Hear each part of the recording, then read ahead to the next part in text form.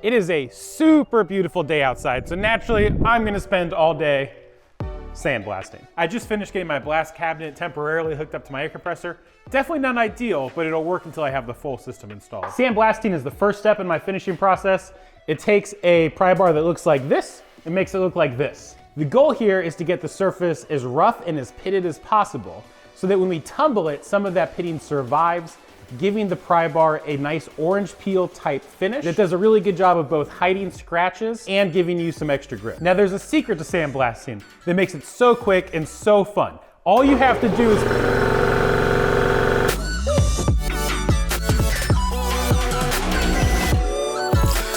sandblasting is progressing, I guess. It's not exactly going quickly. My sandblaster keeps jamming on me, which is making things take a lot longer. Here's what I have done so far. This is the pile that's still waiting to go in. This is the pile that's in here waiting for me to unjam the sandblaster. Oh. There was a piece of paper in the end of the tube. Well, there's your problem.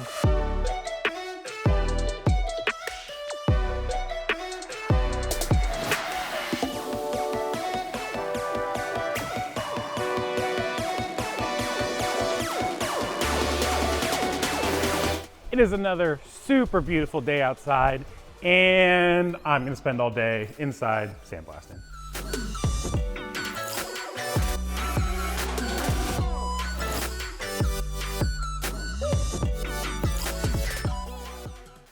Okay, so something interesting just happened. I had just walked away. The air compressor was still filling itself, but I turned off the valve that provided air to the sandblasting system. And as I walked back in, the air compressor started going psh, and so I checked the valve. The valve was off all the way. I tried turning off the air compressor at the switch, and it did not turn off. I had to go turn it off at the breaker. It turns out that the air compressor pressure switch was stuck on. It was just going and going and going until it hit the safety valve right there. And when that blew, that audible cue is what triggered me to there being something wrong. Okay, so it's had like half an hour to cool down. Let's turn this off and turn the breaker back on. It should be off right now. Just to make sure I'm not crazy, I'm gonna flip this the other way and try again. Nope, still turning on.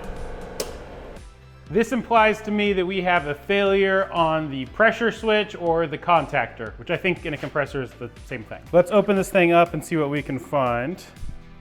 I suspect that the contactor thingy in here is stuck. I don't see any obvious burning or smoke damage. The contacts look good. Is there a way to manually? Okay, so I can manually kind of flip that off. It hissed at me.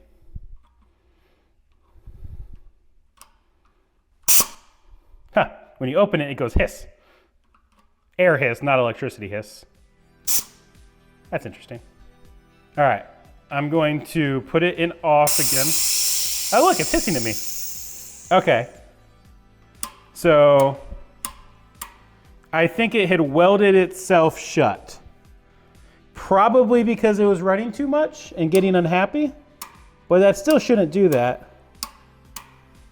This is the little contactor switchy thing. You can see it, the contacts moving forwards and back. This is off, this is auto. Off, auto. And I just kind of pried at those with my screwdriver with the power off to free them.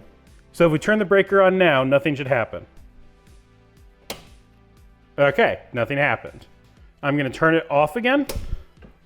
Now let's flip this switch to on. Power's off, so nothing should happen. And then turn the breaker on again. It should turn on. Okay, that's good. So now I'm gonna turn it off here. And with the power off, I'm gonna put the cap back on. Now I'm gonna turn the switch back on. It did the hissy thing again. Again, turn the breaker back on. And now I'm gonna turn it back on in here. Okay, that seems to have fixed it. Well, let's go back to sandblasting and see if it keeps working.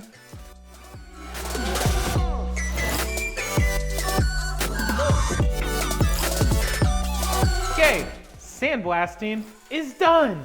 So what I'm doing right now is rinsing out my media.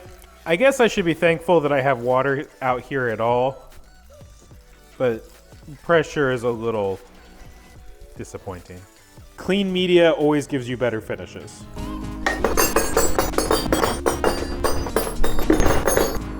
All right, and we're tumbling. In 24 hours, these will be ready to ship. If you would like to buy something that we make, designtheeverything.com. Thank you guys, I appreciate you, and I'll see you next time.